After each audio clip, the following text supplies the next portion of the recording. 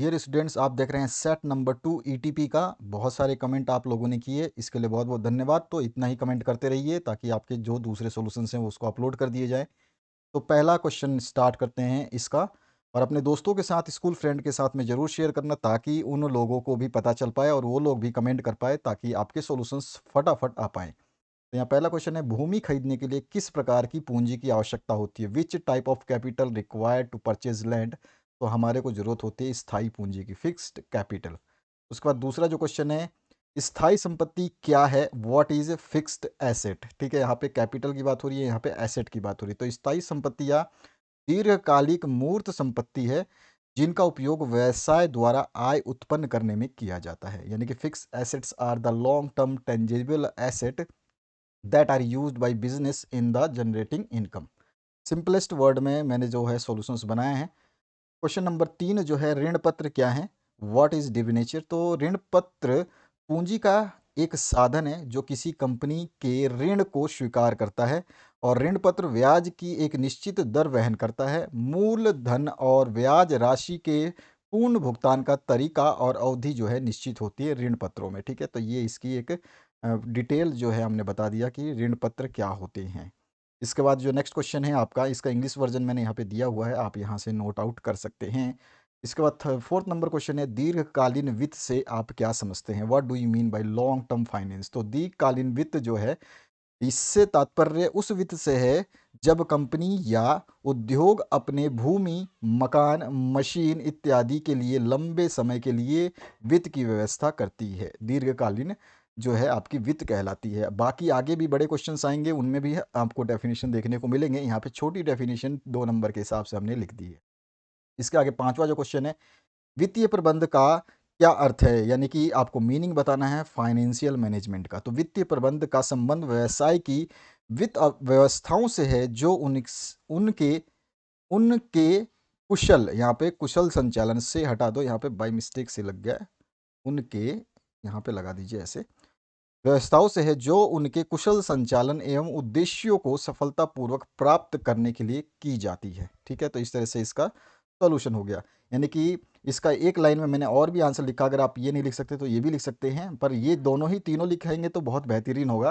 वित्तीय प्रबंध से आज से किसी व्यावसायिक उपक्रम को वित्त संबंधी कुशल व्यवस्था से है। ठीक है, वित्तीय प्रबंध से आज से किसी व्यावसायिक उपक्रम की वित्त संबंधी कुशल व्यवस्था से है। तो इसको की कर लेना है आपको। ठीक है, यहाँ पे आपको क्या करना है, की कर लेना है इसको, उपक्रम की। ठीक है, यहाँ पे लिखते समय जो है हिंदी में ये थोड़ी सी मिस्टेक्स कभी कभी हो जाती हैं, तो इसको आप की कर लोगे। ठीक है, आगे बढ़ते हैं नेक्स्ट पार्ट की तरफ। नेक्स्ट जो पार्ट है, तो यहाँ पर मैंने इसका इंग्लिश वर्जन भी लिखा हुआ है, आप आराम से इसको देख सकते हैं। Financial management means the efficient arrangement of finance for a business undertaking. और यहाँ पर ऊपर जो है डेफिनेशन को और तरीके से बताया गया डिटेल्ड में। इसके बाद जो है, कार्यशील पूंजी क्या है? What is working capital? तो कार्यशील पूंजी जो है, प्रत्येक संस्था को दैनिक आवश्यकताओं की पूर्ति हेतु जिस पूंजी की आवश्यकता होती है उसे कार्यशील पूंजी कहते हैं। यानी कि रोजीना उसको कुछ ना कुछ खरीदना है, देना है किसी चीज़ के लिए, तो पैसे जो होते हैं उसको हम कार्यशील पूंजी कैसे कहते हैं। जैसे कि कच्चे माल के क्रय के लिए, मजदूरी के लिए, वेतन के लिए जो पैसे होते हैं किसी संस्था के पास, वो क्या होती है? कार्यशील पूंजी होती है, वर्किंग कैपिटल होता है। इसके बाद आते हैं नेक्स्ट क्वेश्चन की तरफ। तकनीक क्या है? तकनीक को भी हम और भी डेफिनेशंस दे सकते हैं, मैंने सबसे शॉर्टेस्ट स्वीट डेफिनेशन दी है, बाकी हम आगे भी देखेंगे तकनीक क्या होता है। तो तकनीक क्या है? What is technology? तो तकनीक वस्तुओं या सेवाओं के उत्पादन में उपयोग की जाने वाली किसी भी साधन, कौशल और विधियों और प्रक्रियाओं का योग है। ठीक है, technology is the sum of any technique, resources, skills, methods and process used in the production of good or services। उसके बाद आठवां क्वेश्चन जो है, लघु उत्तरीय प्रश्नों पे आ जाते हैं हम। तो तकनीकी संसाधनों का क्या महत्व है? तो तकनीकी संसाधन के अंतर्गत विभिन्न ऐसी तकनीक आती हैं, आप डायरेक्ट ये भी जो है तकनीकी संसाधन क्या होते हैं वो भी आप इसमें भी लिख सकते हो। ठीक है, लेकिन ज़रूरत नहीं है, आप जो जहाँ पे बताया हो उसी को याद करें ताकि आपको कन्फ्यूज़न ना हो। तो तकनीकी संसाधन के अंतर्गत विभिन्न ऐसी तकनीक आती है जिनका उपयोग आज के परिप्रेक्ष्य में करना अत्यंत आवश्यक है। यानी कि आज के समय में या आज की ज़रूरतों में करना, यह तकनीक जो है उत्पादन की प्रक्रिया, सूचना संचार, मशीन, यंत्र का परिचालन आदि से संबंधित हो सकती है या होती है। आधुनिकता एवं नवीनतम तकनीकों का प्रयोग एक और उत्पादन लागत को कम करता है, यानी कि पैसे को बचाता है। तो दूसरी ओर जो है उत्पादन की गुणवत्ता को भी बढ़ाने में सहायक होता है, यानी कि ये क्वालिटी भी इम्प्रूव करता है। जितनी तकनीक हम यूज़ करेंगे, जितने रिसोर्सेज संसाधन को यूज़ करेंगे, उतनी बेहतरीन जो है हमारे प्रोडक्ट जो है मैन्युफैक्चर होंगे और कॉस्ट जो है वहाँ पे रिड्यूस हो जाए। तो इस तरह से आप इसको तकनीकी संसाधनों का क्या महत्व है बता सकते हैं कि इसका लास्ट का जो लाइन है यही महत्व बता देती है कि आधुनिक एवं नवीनतम तकनीकों का प्रयोग एक और उत्पादन लागत को कम करता है, ये मेन इसका है, उत्पादन लागत को कम करना, और दूसरी ओर उत्पाद की गुणवत्ता को बढ़ाना। ठीक है, ये तकनीकी संसाधनों के महत्व में आता है। ठीक है, इस तरह से ये इंग्लिश में इसको लिखा है। पहले तकनीक को समझा देंगे, तकनीकी रिसोर्सेज को, और दूसरे लाइन में हम लिख देंगे इसका क्या बेनिफिट है, क्या महत्व है। इसके बाद में नौवां जो क्वेश्चन है, कार्यशील पूंजी के क्या लाभ हैं। तो कार्यशील पूंजी के बहुत सारे लाभ हैं। व्यवसाय की शोधन क्षमता को बनाए रखने में मदद करता है, पहला लाभ। तुच्छ समस्याओं को दूर करने में मदद करता है, छोटी मोटी समस्याओं को। उपयुक्त व्यावसायिक अवसरों का उपयोग करने में मदद करता है। आकर्षक लाभांश वितरित करने में मदद करता है। नगद छूट प्राप्त करने में मदद करता है। दैनिक खर्चों का भुगतान करने में मदद करता है। उत्पादन को बनाए रखने में भी मदद करता है, और व्यवसाय में वातावरण सुरक्षा बनाए रखने में भी मदद करता है। तो इस तरह से ये सारे के सारे हैं। आपका जो है क्वेश्चन अगर 3 नंबर का है तो कम से कम 3 से 4 पॉइंट आपको लिखने हैं। तो कम से कम 4 पॉइंट या 5 पॉइंट जरूर लिखें। यहाँ पे जितने पॉइंट्स दिए हैं आपको याद करने के लिए, जो भी आप याद कर सकते हैं उतना करें। यहाँ पे लिख दिया है मैंने इंग्लिश में भी, एडवांटेज ऑफ वर्किंग कैपिटल। ठीक है, वही चीज़ है जो ऊपर रखा हुआ है, यहाँ पे ऊपर हिंदी में बताया वो चीज़ मैंने यहाँ पे इंग्लिश में समझाई है आपको। अगला जो क्वेश्चन है 10वां, मानवीय संसाधन से आप क्या समझते हैं। तो देखिए, मानवीय संसाधन, जितने भी संसाधन विद्यमान हैं ये सभी निष्क्रिय होते हैं। कोई भी संसाधन, कोई भी रिसोर्स जो है वो निष्क्रिय होता है, ये इनएक्टिव फॉर्म में होता है। उन्हें मानवीय संसाधन ही गतिशील बनाता है, यानी कि हम जो ह्यूमन ही उसको क्या बनाता है, गतिशील बनाता है। ठीक है, डायनामिक बनाता है। अतः मानवीय संसाधन एक सक्रिय संसाधन होता है। उपक्रम चलाने के लिए अनेक कर्मचारियों की आवश्यकता होती है। इसके लिए कर्मचारियों को कई श्रेणी में कार्य एवं आवश्यकता के अनुसार बांटकर उनकी योग्यता अनुसार नियुक्ति की जाती है। अतः मानवीय संसाधन के अंतर्गत प्रबंधकीय, गैर प्रबंधकीय, तकनीकी, कुशल, अकुशल सभी तरह के कर्मचारी आते हैं। मानवीय संसाधन ये होते हैं। ठीक है, इन सभी के उचित समन्वय के बिना उपक्रम का सफल संचालन नहीं किया जा सकता, ये बिल्कुल सत्य है। ठीक है, ह्यूमन रिसोर्सेज के बिना जो है कोई भी उपक्रम या कोई भी कंपनी या व्यवसाय या दुकान नहीं चल सकती। इसको मैंने यहाँ पे इंग्लिश में भी समझाया आपको। इसके बाद 11वां जो क्वेश्चन है, अंश यानी कि शेयर कितने प्रकार के होते हैं। तो ये 2 तरह के शेयर होते हैं, एक समता जिसको साधारण अंश भी कहा जाता है, और एक पूर्व अधिकार अंश। ठीक है, तो ये दोनों को मैंने यहाँ पे डिस्क्राइब भी कर दिया। देखिए, क्योंकि ये 3 नंबर का क्वेश्चन है तो इसके बारे में थोड़ा सा तो आपको लिखना पड़ेगा। तो यहाँ पे मैंने लिख दिया है, दोनों को डिस्क्राइब कर दिया है कि समता या साधारण अंश क्या होते हैं। ठीक है, और पूर्व अधिकार अंश क्या होते हैं। ठीक है, यहाँ पे एक लाइन में समझ लेते हैं। समता या साधारण अंश किसी भी उद्यम की वित्तीय संरचना का आधार होते हैं। ठीक है, और यहाँ पर पूर्व अधिकार अंश जो हैं वे ये अंश होते हैं जिन्हें समता या साधारण अंश धारकों के समक्ष कंपनी के परिसमापन, यानी कि कंपनी की समाप्ति, परिसमापन पर एक निश्चित दर के अनुसार लाभांश प्राप्त करने और कंपनी की पूंजी का पूर्ण भुगतान करने की प्राथमिकता होती है। यानी कंपनी बंद हो जाए तो भी उसको जो है पैसे देने होंगे। ठीक है, तो इस तरह से ये 2 अंश होते हैं। ठीक है, ये हो गया क्लियर। और इसको मैंने यहाँ पे इंग्लिश में भी समझाया। इसको इंग्लिश में बोलते हैं इक्विटी और ऑर्डिनरी शेयर्स, और दूसरा होता है प्रेफरेंस शेयर्स। ठीक है, ये 2 शेयर्स होते हैं। आगे बढ़ते हैं 12वें क्वेश्चन पे।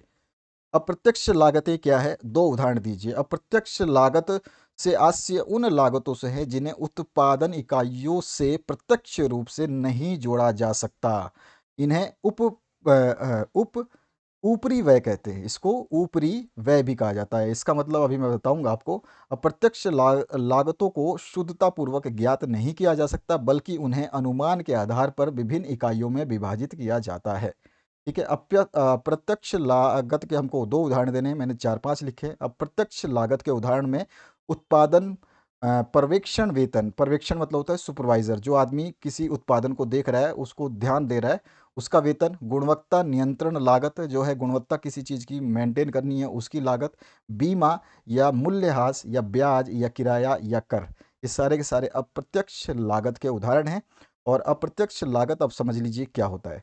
सपोज़ करिए कि आप किसी दुकान पे जाते हैं, आप सपोज़ करिए कि 1 ग्लास जूस पीते हैं, तो जूस वाला आपको जूस देता है, तो उसमें वो बिजली का खर्च, जिस दुकान को वो चला रहा है उसका खर्च, इन सबको उसमें नहीं जोड़ता। चाहे आप छोटी दुकान पे जाएँ लगभग-लगभग, या थोड़ी-सी बड़ी दुकान पे, तो जूस का रेट जो है मान लीजिए सपोज़ ₹10 गिलास है, तो वो दोनों जगह ₹10 का ही मिलेगा। ऐसा नहीं है कि कुछ थोड़ी-सी अच्छी दुकान है तो उसपे ₹50-60 का मिलेगा। आपके लोकल एरिया की बात कर रहा हूँ। बाकी बड़ी दुकानों पे जाओगे तो वहाँ वेट टैक्स वगैरह लगता है, वो अलग है। तो उसी को कहते हैं अप्रत्यक्ष लागत, यानी कि वो डायरेक्ट आप उन चीज़ों में नहीं जोड़ सकते जो आप बना रहे हैं। यानी कि उस पे आपने किराया अगर दे रहे हो आप किसी दुकान का, और दुकान चल रही है, तो किराया उसमें नहीं जोड़ा जाता। चाय की कीमत ₹5 है तो वो ₹5 लेगा आपसे। उसमें ये नहीं कि वो 1 महीने का ₹5000 किराया दे रहा है तो उसके हिसाब से ₹1 और जोड़ दे। तो इस तरह से वो अप्रत्यक्ष लागत होती है, जिनको डायरेक्ट प्रोडक्ट में नहीं जोड़ा जाता। तो ये समझ में आ गया होगा अब आपको, और आसानी से अब याद हो जाएगा। तो इनडायरेक्ट कोस्ट मैंने बता दिया, उसके एग्जांपल्स भी बता दिए जिसमें इंटरेस्ट होता है। अब आपने मान लो कोई दुकान चलाने के लिए किसी से बैंक से 3 लाख रुपए लोन ले रखे हैं, तो 3 लाख रुपए आप चाय की कीमत में नहीं जोड़ोगे, ठीक है। तो वही चीज़ जो होती है इनडायरेक्ट कोस्ट होती है, सिंपल। उसके बाद में 13 नंबर, अधिमान शेयरों के लाभों की विवेचना की दीजिए। तो यहाँ पर इसके लाभ बहुत सारे हैं। पूर्व अधिकार अंश जिसको बोलते हैं प्रेफरेंस शेयर्स, उसके क्या क्या गुण हैं, तो देखिए। पूर्व अधिकार अंश ऐसे निवेशकों को आकर्षित करते हैं जो अपनी पूंजी की सुरक्षा चाहते हैं। पूर्व अधिकार अंशों से पूंजी बिना कंपनी की संपत्ति को धारण किए प्राप्त की जा सकती है। और शुद्ध पूरा यानी कि पूर्व अधिकार अंशों को छोड़कर शेष किसी भी प्रकार की अंश पूंजी का भुगतान अपने जीवन काल में नहीं करना पड़ता है, अगर पूर्व अधिकार अंश हैं तो हमारे पास में। और पूर्व अधिकार अंशों को बोनस के रूप में देखकर कंपनी के बांड या तथा सामान्य स्टॉक का बाजार मूल्य जो है बढ़ाया जा सकता है।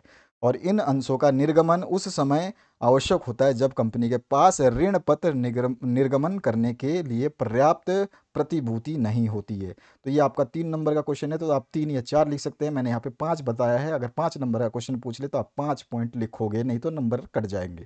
तो इस तरह से 5 पॉइंट बताए हैं, बाकी आपकी मर्जी आप कितने पॉइंट्स को याद करेंगे। मैं हमेशा कहूँगा कि जितना ही पूछा जाए, जितने भी नंबर है उससे कम से कम एक से ज़्यादा 2 पॉइंट जरूर लिखें। एडवांटेजेस ऑफ प्रेफरेंस शेयर मैंने यहाँ पे इंग्लिश में लिखा है। आपको एक एक चीज़ जो मैंने ऊपर बताई है तो आप देख सकते हो, ठीक है। इसको एडवांटेजेस ऑफ प्रेफरेंस शेयर बोलते हैं, प्रॉपर्टीज ऑफ प्रेफरेंस शेयर बोलते हैं। दोनों चीज़ें एक ही चीज़ है, ठीक है। चाहे तो मैं आपको इसमें से प्रॉपर्टीज ऑफ प्रेफरेंस शेयर्स जो हटा देता हूँ ताकि कन्फ्यूज़न ना हो। तो इस तरह से आपका ये 5 पॉइंटों में मैंने यहाँ पे बता रखा है, पॉइंट नंबर 1, 2, 3 और इसके बाद में 4, 5। आगे बढ़ते हैं। विपणन से क्या समझते हैं? सभी को पता होगा मार्केटिंग क्या है, सब दुनिया जानती है मार्केटिंग क्या है। तो विपणन एक व्यापक सामाजिक प्रक्रिया है जिसके अंतर्गत उपभोक्ताओं एवं अन्य ग्राहकों की इच्छाओं और आवश्यकताओं के अनुरूप वस्तुओं और सेवाओं को वितरण के विभिन्न माध्यमों के द्वारा उचित मूल्यों पर उन्हें समर्पित किया जाता है, ताकि उनको अधिकतम संतुष्टि प्राप्त हो और रहन सहन के स्तर में सुधार हो। ये विपणन का निचोड़ जो है, एक निचोड़ा हुआ परिभाषा है। इसको एक लाइन में भी लिख सकते हैं हम, लेकिन आपको नंबर नहीं मिलेगा। तो यहाँ पे 14 नंबर क्वेश्चन है, तो उसके हिसाब से 2 से 3 लाइन में आपको आंसर लिखना है। और विपणन की परिभाषा जो है अमेरिकन मार्केटिंग एसोसिएशन के द्वारा दी गई है, तो उसको भी हम लिख सकते हैं। और याद भी रखना है, कभी कभी आता है कि ये जो डेफिनेशन लिख देगा और बोलेगा कि किसने दिया है विपणन ये परिभाषा, तो आपको पता होना चाहिए अमेरिकन मार्केटिंग एसोसिएशन के द्वारा।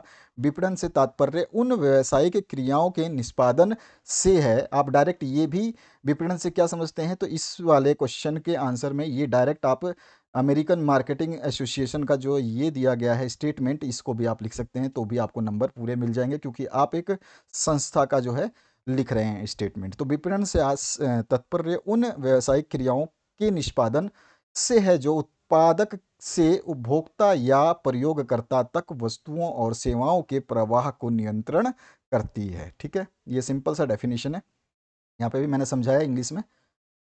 अब आते हैं हम बड़े क्वेश्चनों की तरफ, जो आपका 15 नंबर क्वेश्चन है। तो 15 नंबर में है प्रबंध के कार्यों को संक्षिप्त में आपको समझाना है। तो प्रबंध के कार्य आपको अच्छी तरह से पता है क्या क्या होते हैं। इसमें नियोजन है, संगठन है और नियुक्तिकरण सब कुछ आता है। तो प्रबंध के कार्यों में पहला कार्य जो है नियोजन आता है। दूसरा जिसको आयोजन या संगठन भी बोलते हैं, ठीक है, ये दूसरा कार्य है। इनके सभी के बारे में थोड़ा थोड़ा मैंने लिखा है, बहुत ही मतलब बारीकी से और शॉर्ट टर्म में आपको आंसर दिया है ताकि आप लोगों को आसानी से याद हो जाए। इसमें से आप अपनी मर्जी से भी जब आपको मान लो भूलते हो तो थोड़ा सा आप समझ सकते हो और अपने हिसाब से समझा भी सकते हो, लेकिन पॉइंट आपको सही लिखना है। नियोजन पहला कार्य है प्रबंध का। दूसरा जो है संगठन या आयोजन है, जिसको हम संगठन ही मेन रूप से बोलते हैं, आयोजन भी आप बोल सकते हो। उसके बाद में तीसरा काम है संगठन के बाद प्रथम कार्य जो है नियोजन है, द्वितीय काम जो है इसका संगठन है। इसमें नियोजन मतलब ये होता है कि निर्धारित करना है कि हमें क्या करना है, क्यों करना है, कैसे करना है और किसके द्वारा करना है, ये नियोजन कहलाती है, ठीक है, प्लानिंग कहलाती है। उसके बाद में ऑर्गेनाइजिंग जो है संगठन यानी आयोजन। तो आयोजन का मतलब ये है कि इसमें जो है ये हमारा जो भी हमने ऊपर नियोजन किया है किसके द्वारा करना है उसको हम संगठित व्यवस्था में लाते हैं, संगठन के द्वारा अपने प्रबंध के माध्यम द्वारा जो है सामना किया जाता है, ठीक है, संगठन को। और यहाँ जो है संगठन उस माध्यम या साधन को संदर्भित करता है जिसके द्वारा उद्देश्यों को पूरा किया जाना है। तो संगठन क्या करता है, जो नियोजन हमने बनाया उसको पूरा करने का काम करता है। उसके बाद में इन दोनों को पॉइंट के बाद में तीसरा पॉइंट आता है नियुक्तिकरण। लेकिन जो आपने काम नियोजित किया है या संगठित किया है इसको करने के लिए आपको नियुक्तिकरण करना जरूरी है। तो कर्मचारियों की नियुक्तिकरण जो है प्रबंध का पहला और सबसे महत्वपूर्ण कार्य भी माना जाता है। हालांकि आता तीसरे नंबर पे है, लेकिन ये सबसे महत्वपूर्ण कार्य है। अगर ये रहेगा तभी जाके संगठन में कोई भी कार्य को आगे बढ़ाया जा सकता है। उसके बाद में नियुक्तिकरण के बाद में निर्देशन आ जाता है आपका, ठीक है, जिसको डायरेक्टिंग बोलते हैं। उसके बाद में कंट्रोलिंग जो है लास्ट आएगा, जिसमें हम नियंत्रण बोलते हैं, ठीक है। तो इस तरह से 5 जो है हम कार्य लिखेंगे प्लान इसके, ठीक है। इसी तरह से मैंने यहाँ पे प्लानिंग पहला जो आपको बताया था मैंने, उसके बाद में ऑर्गेनाइजिंग, उसके बाद में जो है आपका स्टाफिंग, और उसके बाद में नेक्स्ट जो है डायरेक्टिंग वाला, और इसके आगे जो है कंट्रोलिंग जो है हमारा फंक्शन होता है, ठीक है। तो इस तरह से ये पूरे के पूरे 5 पॉइंट जो है हमें लिखने होंगे। इसमें से एक दो लाइन कम करेंगे, लेकिन पॉइंट कम नहीं होने चाहिए, पॉइंट सारे लिखोगे। 5 पॉइंट है, पाँचों के पाँचों पॉइंट लिखोगे, भले ही इसमें से एक लाइन कम लाइन लिख दो, एक दो लाइन कम ज़्यादा लिख दो, कोई दिक्कत नहीं है, लेकिन पॉइंट नहीं भूलना है आपको। 16वां जो क्वेश्चन है, स्थायी पूंजी को प्रभावित करने वाले घटकों का वर्णन करना है। स्थायी पूंजी को कौन कौन से घटक यानी कि तत्व जो है प्रभावित करते हैं। तो स्थायी पूंजी को प्रभावित या निर्धारित करने वाले प्रमुख घटक या तत्व निम्नलिखित हैं। तो कौन सी है? एक तो व्यवसाय की प्रकृति, नेचर ऑफ बिजनेस जो है वो बताता है कि स्थायी पूंजी का जो है कैसी आवश्यकता है और कितनी आवश्यकता है, ठीक है। तो यहाँ पे मैंने व्यवसाय की प्रकृति बताई है, इसके बारे में पूरा समझाया है। एक बार आप जब इसको पैराग्राफ को पढ़ोगे तो समझ में आ जाएगा। मैं केवल मेन हेडलाइन बता देता हूँ आपको। तो नेचर ऑफ बिजनेस जो है पहला डिसाइड करती है स्थायी पूंजी के घटक में, ठीक है, प्रमुख तत्व होती है व्यवसाय की प्रकृति। दूसरा है इकाई का आकार, यानी व्यवसाय का आकार जो है वो कैसा है। आपका जो व्यवसाय आप खोल रहे हो वो छोटा है, बड़ा है, और बड़ा है, उससे भी बड़ा है, तो किस टाइप का आकार है उसका जो है ये एक तत्व जो है आपको स्थायी पूंजी का ये डिसाइड करता है। उसके बाद में उत्पादन, यानी कि वह उत्पादन की तकनीक क्या है, टेक्निक ऑफ प्रोडक्शन क्या है, टेक्निक ऑफ प्रोडक्शन क्या है, वो चीज़ आपको बतानी होगी। तो तीसरा पॉइंट इसमें टेक्निक ऑफ प्रोडक्शन यानी कि उत्पादन की तकनीक आ जाती है। चौथा पॉइंट जो है स्थायी संपत्तियों को प्राप्त करने की विधि क्या है, एक्वायरिंग फिक्स एसेट कैसे प्राप्त करते हो, ये भी इसमें आता है। उसके बाद पांचवा है जो विकास की संभावनाएं क्या है, यानी कि ग्रोथ प्रोस्पेक्टस क्या है। स्थायी पूंजी लगा दिए, अगर आपकी ग्रोथ नहीं होगी तो क्या होगा, तो इस चीज़ को भी जो है देखना पड़ेगा। और उसके बाद में वित्तीय व्यवस्था विकल्प जो है, यानी कि फाइनेंस अल्टरनेटिव्स क्या हैं, अगर स्थायी पूंजी जो है आपकी नहीं है तो फिर क्या होगा, तो ये भी आपको देखना पड़ेगा। तो इस तरह से ये 6 पॉइंट डिस्कस करने होते हैं। इसमें से कम आप 5 पॉइंट आप बताओगे, तब जाके आपको पूरे नंबर मिलेंगे। एक दो लाइन पॉइंट तो आपको 5 बतानी ही बताने हैं, लाइन्स कम कर सकते हो, एक आधी लाइन जो आपको याद नहीं रहती उसको आप छोड़ सकते हो। इसका इंग्लिश वर्जन जो है नीचे दे रखा है। Following are the major factors affecting और डिटरमाइनिंग द फिक्स कैपिटल्स, जो कि हमसे पूछा गया है। तो जो जो पूछा गया है तो वही चीज़, एक तो नेचर ऑफ बिजनेस है, वो आपको जो फैक्टर है डिटरमाइन करती है फिक्स कैपिटल को। उसके अलावा साइज और स्केल ऑफ यूनिट है, या साइज और स्केल ऑफ बिजनेस है। टेक्निक ऑफ प्रोडक्शन कैसा है ये भी है आपका। उसके बाद modes of acquiring fix asset ये भी डिपेंड करता है। और उसके बाद में ग्रोथ प्रोस्पेक्टस क्या है और फाइनेंसिंग अल्टरनेटिव्स क्या है, ठीक है। तो 6 पॉइंटों में आपको ये बताने हैं, और इसमें से कोई भी आप 5 पॉइंट हमेशा याद रखोगे, ताकि आप सोल्यूशन जब लिखते समय 5 पॉइंट से एक भी कम लिखोगे, एक नंबर कट जाएगा, ध्यान रखना है आपको। इसके बाद 17 नंबर जो क्वेश्चन है, व्यवसाय वित्त के दीर्घकालिक और अल्पकालिक स्रोत क्या है। तो व्यावसायिक वित्त के दीर्घकालिक बताना है और अल्पकालिक जो है स्रोत बताने हैं, यानी कि सोर्सेस बताने हैं।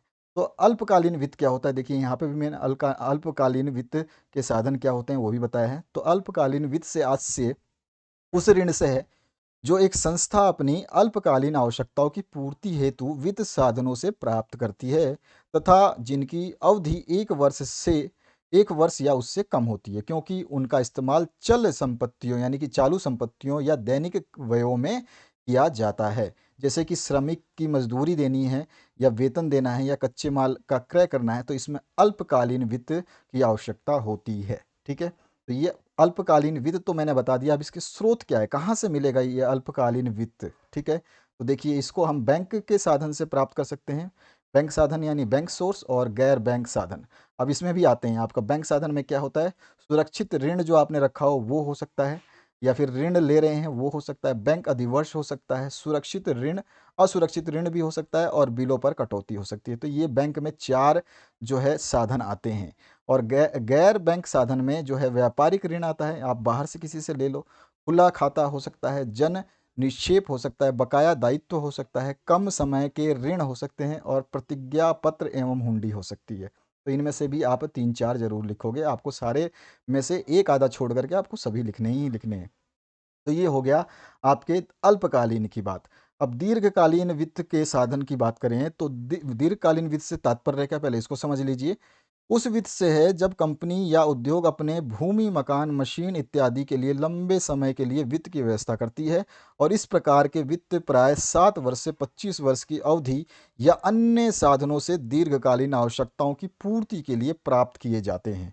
अब इसके साधन कौन कौन से हैं, तो दीर्घकालीन वित्त के साधन जो है, इसमें अंशों का निर्गमन हो सकता है, ऋण पत्रों का निर्गमन हो सकता है, राष्ट्रीयकृत बैंकों से ऋण हो सकता है, विशिष्ट वित्तीय संस्थाओं द्वारा ऋण हो सकता है, प्राप्त लाभों का पुनर्नियोग हो सकता है, कंपनी के हाश कोष हो सकते हैं, और बीज पूंजी योजना हो सकती है, कंपनी के संचालकों से ऋण हो सकता है, सरकारी प्राप्त वित्तीय सहायता हो सकती है, विदेशी पूंजी हो सकती है, और जन निक्षेप हो सकता है। तो इतनी सारी हैं, इनमें से भी आप 4 या 5 अपनी मर्जी से याद रख सकते हैं।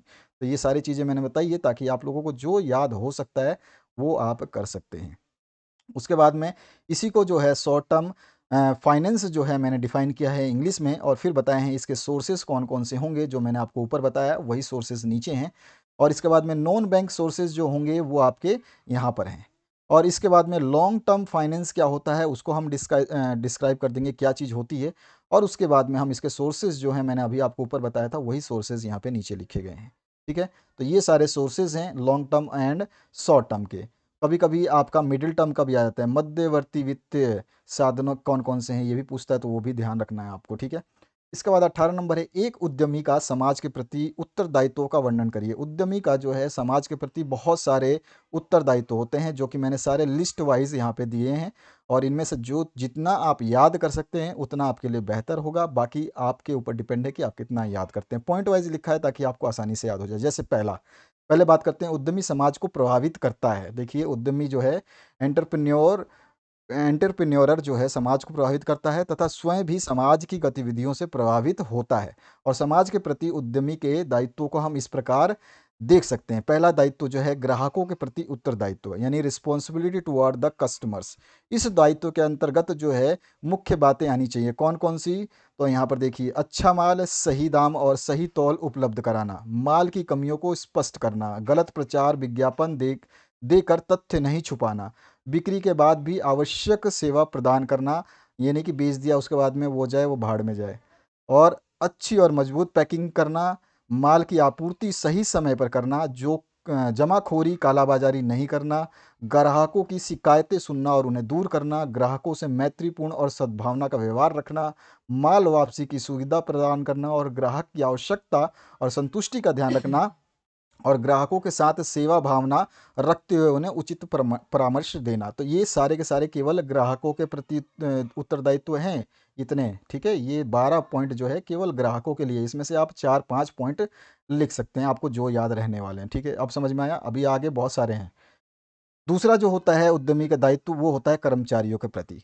तो उत्तरदायित्व कर्मचारियों के प्रति क्या क्या हो सकता है, तो देखिए उसको क्या उद्यमी को जो है कर्मचारियों के प्रति अपने दायित्वों का निर्वाह करना चाहिए। तो कर्मचारियों यानी कि कर्मचारी अपने मालिक से संतुष्ट होने चाहिए, यानी उद्यमी से संतुष्ट होने चाहिए। कर्मचारी को उचित वेतन या पारिश्रमिक मिलना चाहिए। जो जितने का काम करता है उतना पैसा मिलना चाहिए, समय अनुसार मिलना चाहिए। कार्य के घंटे एवं कार्य की दशाएँ ठीक होनी चाहिए और समय-समय पर प्रोत्साहन भत्ता मिलना चाहिए, ठीक है? उसके अलावा भी आप और सारे इसमें हो सकते हैं। उनके साथ जो है मान-सम्मान का व्यवहार होना चाहिए। इस तरह से और भी चीज़ें लिख सकते हो इसमें। जो है आप पूरे के पूरी चीज़ें दिखा सकते हो, क्योंकि इसमें मैंने इतने ही पॉइंट लिखे हैं, और भी पॉइंट लिखे थे जो यहाँ पर मिस हो गए हैं, ठीक है? इसको जो आप इंग्लिश वर्ज़न सेकंड पॉइंट को इंग्लिश वर्ज़न में देखोगे तो ये सारे पॉइंट आपको दिखाई देंगे। सेकंड पॉइंट को जब आप इंग्लिश में देखोगे, ये रहा रिस्पॉन्सिबिलिटी टुवर्ड एम्प्लॉइज़। तो पाँचवा है they should get proper leave. उनको जो है छुट्टी सही मिलनी चाहिए, यानी कि उसके बाद stability in the job and opportunity, promotion के लिए उनको मिलना चाहिए। तो इस तरह से है बहुत सारे, लेकिन मैंने 4 आपको बताया तो 4 याद कर लीजिए, कोई बड़ी बात नहीं है। तो यहाँ पर जो है आपको समय पर प्रोत्साहन मिलना चाहिए, उसको छुट्टी समय पे मिलना चाहिए और उसको स्वास्थ्य सेवाएँ अच्छे से मिलनी चाहिए। ये सारी चीज़ें जो हैं इसकी रिस्पॉन्सिबिलिटी में आती है। उसके बाद तीसरा पॉइंट जो है आपूर्तिकर्ताओं के प्रति उत्तरदायित्व, यानी रिस्पॉन्सिबिलिटी टुवर्ड्स द सप्लायर्स। जो सप्लाई देते हैं कच्चे माल की या जो भी, तो उनके प्रति क्या ज़िम्मेदारी होती है। तो ये सारे के सारे सामाजिक उत्तरदायित्व की बात हो रही है अभी हमारी। तो यहाँ पर जो आपूर्तिकर्ता के साथ अच्छे संबंध होने चाहिए, उचित समय पे भुगतान करना चाहिए। जो पैसे लिए हैं उधार में, माल लिया है उधार में, तो उसका पैसा समय पे अनुसार होना चाहिए। शिकायतों को सुनना और निवारण करना चाहिए, ठीक है? जिसको भी हम प्रोडक्ट बेच रहे हैं उनको, और आपूर्ति के लिए पर्याप्त समय देना चाहिए। अपनी आवश्यकताओं की पूर्व जानकारी देनी चाहिए। जैसे कि मुझे 5 टन माल चाहिए, तो मैं ऐसा नहीं कि कल उसको बोल दूँ कि 5 टन भेज दो, उसके पास नहीं हो तो उससे पहले हमें क्या 2-3 दिन पहले, 10 दिन पहले उसको जानकारी दे देंगे, हमें इतनी आवश्यकता है। व्यापारिक संविदा यानी कॉन्टैक्ट्स जो है वो अच्छी तरीके से कायम रहने चाहिए। इसके बाद में ऋणदाता जो पैसे दे रहे हैं उधार, उनके प्रति भी दायित्व होता है। सारे के सारे सामाजिक उत्तरदायित्व आ रहे हैं ये। तो इसमें क्या होता है, ऋण की वापसी एवं ब्याज दर का भुगतान जो है तय किए गए समय के अंदर करना, उनके ऋण को सुरक्षा प्रदान करना, उन्हें गुमराह नहीं करना और व्यवसाय से संबंधित जानकारी प्रदान करना जो उनके लिए ज़रूरी है और नहीं, ठीक है? तो इस तरह से ये 4 इसमें भी आते हैं। उसके अलावा जो है सरकार के प्रति भी उत्तरदायित्व है।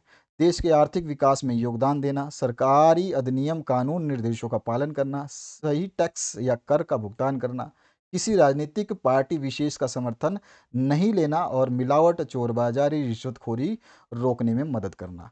इसके बाद छठा जो है इसमें प्रतियोगियों के प्रति उत्तरदायित्व। जो कॉम्पिटिटर्स हैं, जैसे मैं बिज़नेस कर रहा हूँ और मेरा कोई कॉम्पिटिटर है, उसके प्रति भी जो है हमें रिस्पॉन्सिबिलिटी रखनी चाहिए। ऐसा नहीं कि वो अगर हमारा जो कॉम्पिटिटर है उससे हम मतलब नाराज़ हो जाएँ या लड़ाई कर लें, ये चीज़ नहीं होनी चाहिए।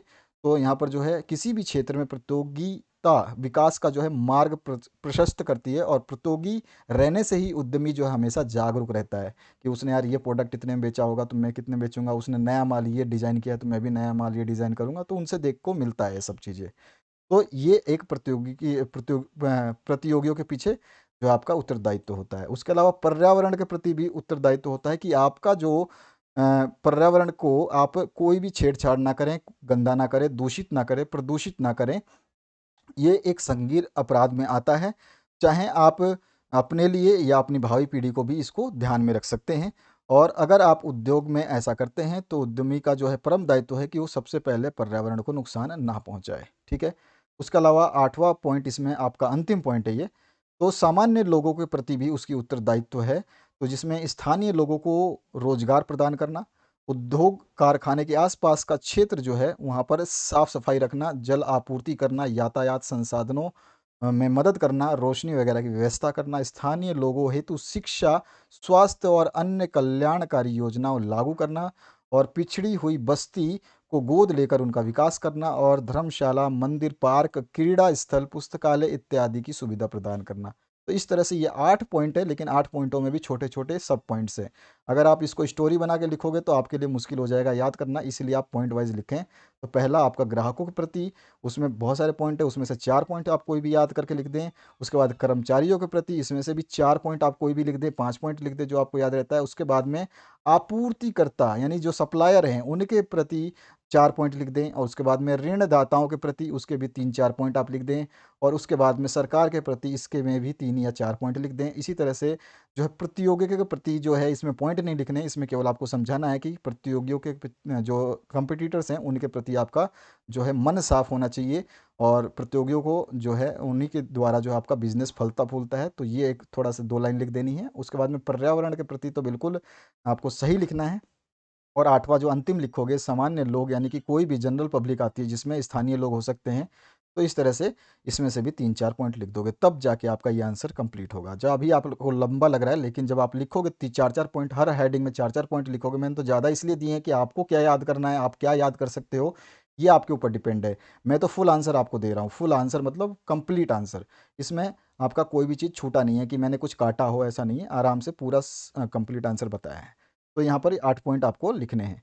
और ये वीडियो जैसे ही ख़त्म होगी तो आपकी स्क्रीन पर यहाँ पर प्लेलिस्ट डिस्प्ले होगा। इस प्लेलिस्ट को टच करते ही आपको सारे वीडियोस जो भी आप देखना चाहते हैं, जो आपको सेट नहीं दिखाई दे रहे हैं या आप सर्च करने में अनेबल हो, आपको प्लेलिस्ट देखना नहीं आता है। कई लोगों को बहुत सारी परेशानियाँ होती हैं, जिनको ये नहीं पता कि सेट 1, सेट 2, सेट 3 डाल दिए गए हैं कई सब्जेक्ट के। वो बार बार कमेंट कर रहे हैं कि सेट 1 डालो सर बायोलॉजी का, कोई बोलता है सर ईटीपी का सेट 1 डालो, कोई बोल रहा है बीएसटी का सेट 1 डालो, कोई बोलता है बीएमटी का सेट 1 डालो, जबकि ये सारे डाल चुके हैं पर उनको मिलता नहीं है। तो यहाँ पर जो अभी वीडियो खत्म होगा तो प्लेलिस्ट दिखाई देगी, उस पर टच कर देना तो आपको सारे वीडियोस मिल जाएंगे। तो यहाँ पे इंग्लिश में जो है रिस्पॉन्सिबिलिटीज़ जो है एंटरप्रेन्योर की, वो सारी की सारी लिख रखी है कि एंटरप्रेन्योर की जो है रिस्पॉन्सिबिलिटीज़ जो है वो सोसाइटी के प्रति क्या है। और एक बार ये क्वेश्चन ऐसे भी घुमा के पूछ सकता है कि सोसाइटी का एक एंटरप्रेन्योर के प्रति रिस्पॉन्सिबिलिटी क्या है, यानी कि उल्टा। तो वहाँ पर जो है सारे स्टेप चेंज हो जाएंगे, कभी आप ये लिख के आ जाओ, दोनों की रिस्पॉन्सिबिलिटी थोड़ा सा चेंज है। तो अभी का क्वेश्चन नहीं था इसीलिए नहीं किया। अगर आपके नेक्स्ट सेट में अगर क्वेश्चन होगा तो करेंगे। सबसे पहले कमेंट करिए, सबसे ज़्यादा लाइक और शेयर करिए। तो रिस्पॉन्सिबिलिटी टुवार्ड्स द कस्टमर, उसमें 4 पॉइंट आप लिख देंगे, जो मैंने समझाया था अभी आपको हिंदी में, उसमें से कोई भी 4 पॉइंट लिख देंगे। और दूसरा जो है आपका रिस्पॉन्सिबिलिटी टुवार्ड्स एम्प्लॉयज़, उसमें से भी 4 पॉइंट आप लिख देंगे। यहाँ पे मैंने एम्प्लॉयज़ के जो है यहाँ पे 4 और 4 8 पॉइंट लिखे हुए हैं, 8 की बजाय 10 लिखे हुए हैं। ऊपर वाले में जो है कुछ पॉइंट कट गए थे हिंदी वाले में, तो आप यहाँ से इंग्लिश वर्जन से आप देख सकते हैं। बाकी ज़रूरत नहीं है, 4 पॉइंट लिख दोगे वही बहुत है। इसके बाद में आपका नेक्स्ट जो है रिस्पॉन्सिबिलिटी टुवार्ड्स द सप्लायर्स आ जाएगा, इसमें भी 4 पॉइंट लिख दोगे। और रिस्पॉन्सिबिलिटी टुवार्ड्स द क्रेडिटर्स, उधार जिससे लिया है उसके प्रति क्या रिस्पॉन्सिबिलिटी है वो आप लिख सकते हैं। उसके बाद में रिस्पॉन्सिबिलिटी टुवार्ड्स द गवर्नमेंट, सरकार के प्रति उत्तरदायित्व क्या है आपकी। और रिस्पॉन्सिबिलिटी टुवार्ड्स द कंपटीटर्स जो है आपके, उनके प्रति क्या है। रिस्पॉन्सिबिलिटी टुवार्ड्स द एनवायरनमेंट क्या है। और उसके बाद में लास्ट जो आप पॉइंट लिखोगे रिस्पॉन्सिबिलिटी टुवार्ड्स जनरल पीपल क्या है। तो ये 8 पॉइंट में से आप कम से कम 5-6 पॉइंट लिख सकते हो। मैं तो कहूँगा जितने याद रह सकते हैं उतना याद रखिए, क्योंकि आप जब एग्ज़ाम में जाओगे तब भूलोगे। तो ये जितने ज़्यादा याद रखोगे तो आपको याद रह जाएगा। तो इस तरह से ये 8 पॉइंट है। अगला जो अंतिम क्वेश्चन है बहुत ही सिंपल सा दिया हुआ है, आर्थिक चिट्ठा का एक काल्पनिक प्रारूप दीजिए, यानी कि give an imaginary pro forma of balance sheet, यानी बैलेंस शीट कैसा बनता है उसमें आपको देना है। देखिए आर्थिक चिट्ठे को मैं बता देता हूँ आपको एक चीज़। बैलेंस शीट जो भी बनेगी उसमें ऊपर बैलेंस शीट ऑफ डैश, यहाँ पर उस कंपनी का नाम आता है, ठीक है। और एज ऑन, किस समय अवधि के लिए बनाया गया वो यहाँ पे आता है। तो इस तरह से ही आपको अगर ये पूछता है प्रारूप दो, तो आपको यही चीज़ बैलेंस शीट की बना के आनी है बस। अगर प्रारूप नहीं पूछता है, क्या पूछता है वो क्वेश्चन की बात अलग है। इसमें देखिए 2 चीज़ें बहुत ध्यान रखनी है। इसमें कैपिटल और लाइबिलिटीज़ और एसेट एंड प्रॉपर्टीज़, ये दोनों में जो आपके मदे दी गई हैं, यहाँ पे आइटम्स जो दिए गए हैं, ये आइटम अलग अलग होते हैं। यानी कि आपका कैपिटल और लाइबिलिटीज़ में जो है आपके जो ये मदे आई हैं, ये इधर गलती से नहीं आनी चाहिए। एक भी अगर एक भी इधर आ गया तो ये टेबल पूरी गलत हो जाएगी बैलेंस शीट की, और आपको मिल जाएंगे 0। हो सकता है प्रयास के लिए एक आधा नंबर दे दे 5 में से, लेकिन 5 नंबर चाहिए।